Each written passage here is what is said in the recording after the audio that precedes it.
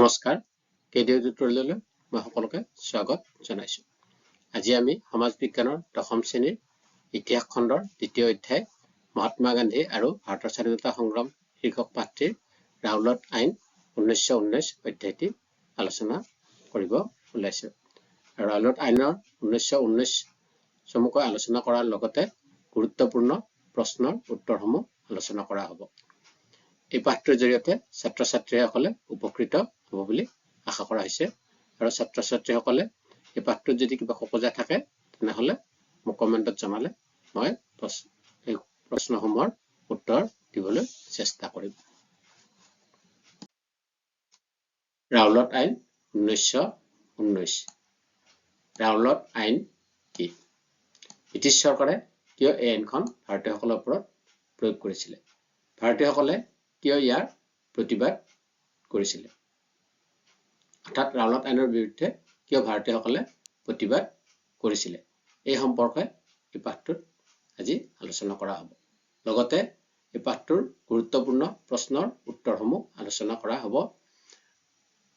প্ৰশ্নৰ উত্তৰসমূহৰ জৰিয়তে যাতে ছাত্ৰ ছাত্ৰীসকলে পাঠটো আয়ত্ত কৰিব পাৰে তেনেধৰণে প্ৰশ্নৰ উত্তৰসমূহ প্ৰস্তুত কৰা হৈছে আৰু লগতে পৰীক্ষাৰ দৃষ্টিকোণৰ পৰা লক্ষ্য ৰাখি প্ৰশ্নৰ উত্তৰসমূহ প্ৰস্তুত কৰা হৈছে। ছাত্ৰ ছাত্ৰীসকলে ইয়াৰ পৰা যথেষ্ট উপকৃত হ'ব পাৰিব। সেয়েহে শেষলৈকে মই পাঠটো চাবলৈ অনুৰোধ জনাইছো।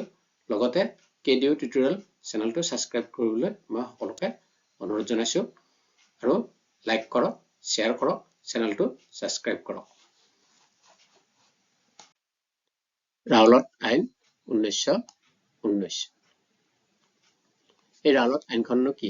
আমি প্ৰথমতে এই সম্পৰ্কে আলোচনা কৰিম। এই আইনখনক ভাৰতীয়সকলে কিয় কলা আইন বুলি অভিহিত কৰিছিলে সেই বিষয়ে আলোচনা কৰা হ'ব আৰু এই আইনখন কিয় ব্ৰিটিছ চৰকাৰে প্ৰয়োগ কৰিছিলে আৰু কিয় প্ৰণয়ন কৰিছিলে সেই বিষয়ে আলোচনা কৰা হ'ব।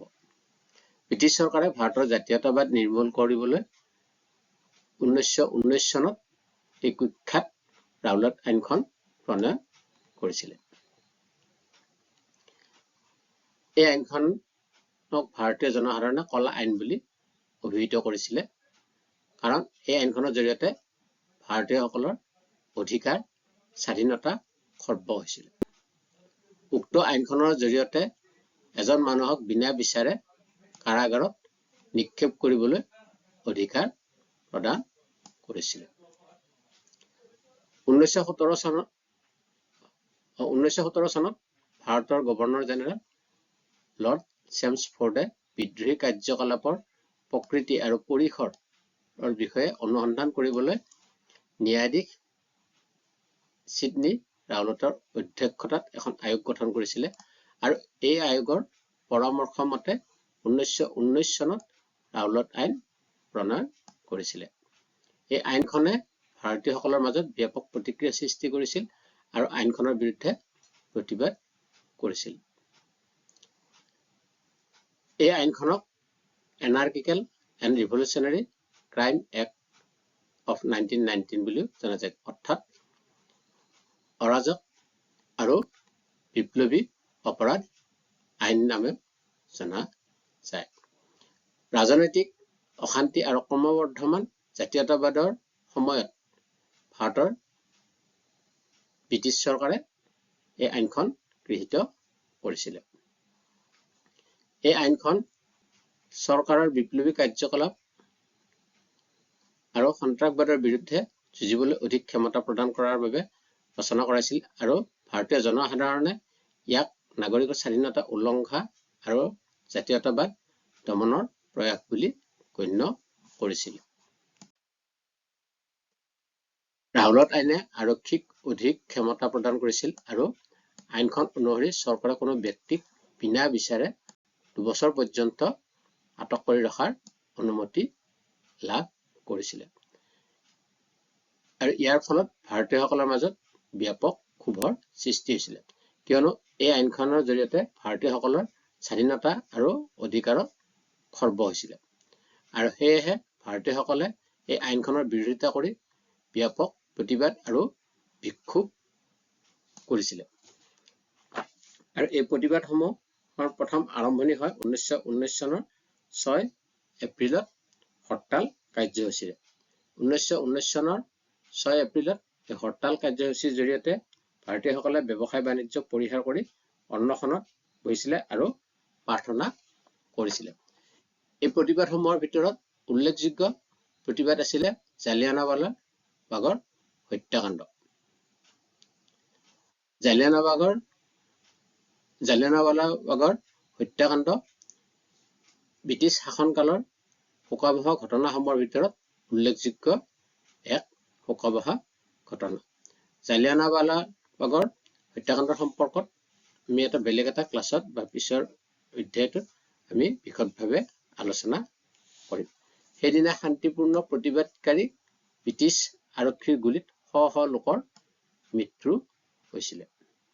আৰু অৱশেষত ব্ৰিটিছ চৰকাৰে 1922 চনত ৰাওলাট আইন বাতিল কৰে যদিও ভাৰতৰ স্বাধীনতা সংগ্ৰামৰ এক উল্লেখনীয় ঘটনাসমূহৰ ভিতৰত উল্লেখযোগ্য বুলি চিহ্নিত হৈছে। ৰাওলাট আইন কি? এই আইনখন কিয় প্ৰণয়ন কৰিছিলে? ন্যায়াধীশ ছিডনীৰ ৰাওলাটৰ অধ্যক্ষতাত গঠন কৰা আয়োগৰ পৰামৰ্শ মতে ব্ৰিটিছ চৰকাৰে 1919 চনত ৰাওলাট আইন প্ৰণয়ন কৰিছিল। ৰাওলাট আইনে এজন মানুহক বিনা বিচাৰে কাৰাগাৰত নিক্ষেপ কৰিবলৈ চৰকাৰক অধিকাৰ প্ৰদান কৰিছিলে। এইটো আছিলে ৰাওলাট আইন কি? এই আইনখন কিয় প্ৰণয়ন কৰিছিলে? ব্ৰিটিছ চৰকাৰে ভাৰতৰ জাতীয়তাবাদ নিৰ্মূল কৰাৰ উদ্দেশ্যে 1919 চনত কুখ্যাত ৰাওলাট আইন প্ৰণয়ন কৰিছিলে। অৰ্থাৎ ভাৰতৰ জাতীয়তাবাদ নিৰ্মূল কৰাৰ উদ্দেশ্যে ব্ৰিটিছ চৰকাৰে এই আইনখন প্ৰণয়ন কৰিছিলে। স্বদেশী আন্দোলনৰ পৰৱৰ্তী সময়ত ভাৰতত বৃদ্ধি পোৱা জাতীয়তাবাদ প্ৰতিৰোধ কৰাৰ আৰু বিদ্ৰোহী কাৰ্যকলাপ প্ৰতিৰোধ কৰাৰ বাবে ব্ৰিটিছ চৰকাৰে ৰাওলাট আইন প্ৰণয়ন কৰিছিলে। এতিয়া আমি আহোঁ দ্বিতীয়টো প্ৰশ্ন। ৰাওলাট আইনৰ বিৰুদ্ধে ভাৰতীয়সকলে কিয় প্ৰতিবাদ কৰিছিলে? ৰাওলাট আইনখনে এজন মানুহক বিনা বিচাৰে কাৰাগাৰত নিক্ষেপ কৰিবলৈ চৰকাৰক অধিকাৰ প্ৰদান কৰাৰ বাবে ভাৰতীয়সকলে ইয়াৰ প্ৰতিবাদ কৰিছিলে।